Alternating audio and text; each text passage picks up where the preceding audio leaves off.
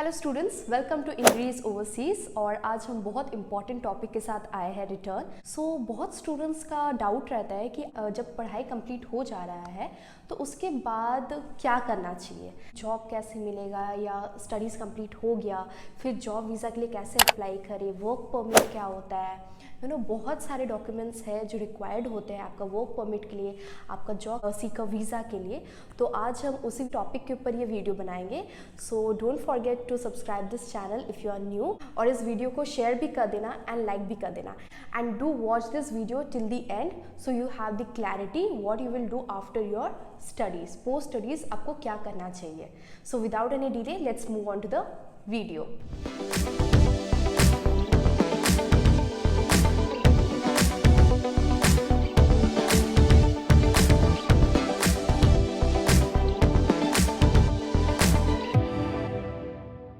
First part आता है visa और परमिसो डी सोजोर्नो। वीज़ा में जब स्टूडेंट्स का वीज़ा लगता है, आपके पासपोर्ट में जब आपका वीज़ा आता है, आपने नोटिस किया होगा कि आपका वीज़ा जो रहता है सिर्फ 1 ईयर का वैलिडेशन रहता है, चाहे आपका कोर्स ड्यूरेशन 2 साल का हो या 3 साल का। लेट्स सी अगर आपका 3 साल का स्टडी प्रोग्राम है और 2 इयर्स का स्टडी प्रोग्राम है, तो आपका जो वीज़ा लगेगा that is only applicable for 1 year. इसके बाद क्या करना है? सबसे पहले तो आप जब इटली जाते हो तो आपको वहाँ का रेसिडेंस परमिट लेना होगा, that is also known as परमिसो डी सोजोर्नो। विद इन 30 डेज आपको रेसिडेंस परमिट अप्लाई करना ही है। नाउ ये इंपॉर्टेंट क्यों है? सी तो जब वीज़ा जब आप अप्लाई करते हो there are many documentation process, बहुत सारे प्रोसेस रहते हैं। नाउ ये जो रेसिडेंस परमिट है ये रिप्लेस कर देता है आपको वीज़ा को।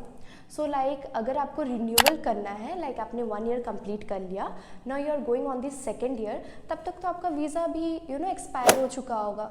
For example if you are going in the intake of सितंबर 2023 और आपने सितंबर इनटेक 2024 में 1 ईयर कंप्लीट कर लिया, राइट, आपका कोर्स भी कंप्लीट हो गया 1 ईयर वाला। नाउ आपको रिन्यू करना होगा। That is done under residence permit. आपको बार बार आपका वीज़ा रिन्यू करने का ज़रूरत नहीं है।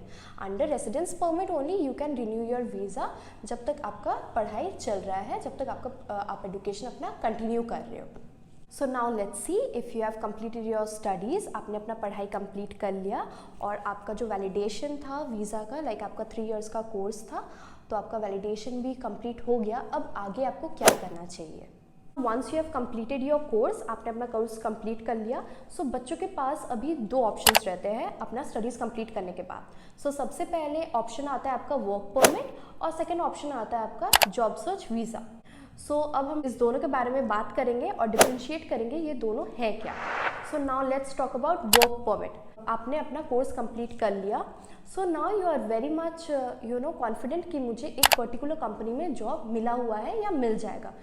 स्टूडेंट्स का जो भी मास्टर्स या बैचलर्स के लिए आते हैं, फॉर एग्जांपल अगर आप मास्टर्स के लिए आए हो, ये 2 इयर्स का कोर्स रहता है विथ 4 सेमेस्टर्स ना। अराउंड जो लास्ट के 6 मंथ्स होते हैं ना, बच्चे वहाँ पे जॉब ढूंढना स्टार्ट कर देते हैं, ठीक है, will search for some jobs, और कुछ बच्चे इंटर्नशिप भी करते हैं ना।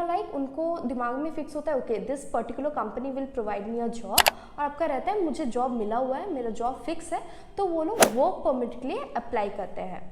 अब वर्क परमिट के लिए क्या क्या डॉक्यूमेंट्स लगते हैं? कॉन्ट्रैक्ट मिलेगा आपको, आप जहाँ रह रहे हो रेंटल एग्रीमेंट आपका रहेगा, एग्रीमेंट अगर कंपनी से है, then your passport, your tax certificate, a kind of, ये मेजर डॉक्यूमेंट्स नीड होते हैं जो आपको कंपनी आपको प्रोवाइड कर देगा।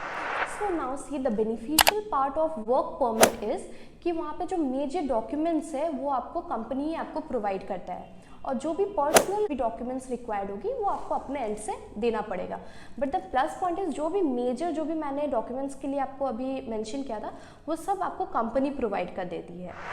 Now let's come to the point of job searching visa और जॉब सीकर वीज़ा, और जिसको इटालियन लैंग्वेज में cerco di lavoro भी बोलते हैं।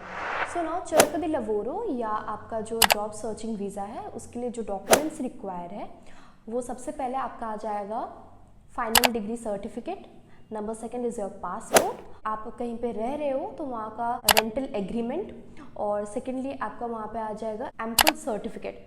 ना what is ample certificate? Her city में एक एम्प्लॉयमेंट सेंटर रहता है, वो डिक्लेयर करता है कि आप अनएम्प्लॉयड हो, ठीक है।